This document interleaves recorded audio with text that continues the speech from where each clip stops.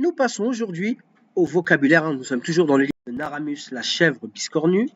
Donc vous vous rappelez, ici, c'est notre boîte à mémoire, c'est-à-dire que vous avez mis en mémoire les mots nouveaux.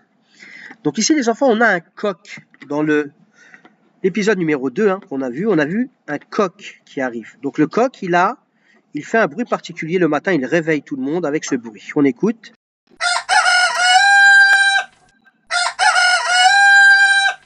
Voilà le bruit du coq. Donc là, maintenant, nous allons passer au coq de notre histoire. Voilà comment sera dessiné le coq de notre histoire. Donc là, on a le coq, et là, le coq de notre histoire. Ensuite, ici, on voit un monsieur qui veut faire partir quelqu'un de chez lui. Il est dans sa maison et il veut le faire partir. On dit on va le chasser. Chasser quelqu'un, ça veut dire le faire partir de chez lui. Donc là, il lui a mis un coup de pied, c'est pas très gentil. Pour faire partir quelqu'un de chez lui, on a juste besoin de lui demander. On n'a pas besoin de lui mettre un coup de pied, surtout que là, il va tomber dans l'escalier et risque de se faire très mal. Donc là, on dit chasser quelqu'un. Chasser. Ici, on a le mot claironner, les enfants.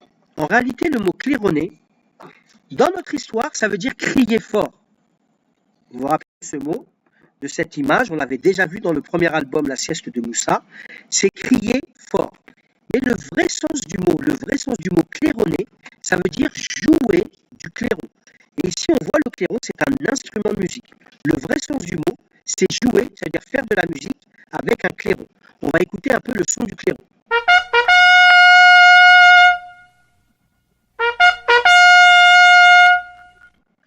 Donc, dans notre histoire, on dira claironner, ça voudra dire crier très fort. Mais en réalité, claironner, ça veut dire jouer du clairon. Voilà ce mot-là. Donc, ce sont les 4 mots nouveaux des pages 8 à 10, les enfants. Voilà pour aujourd'hui.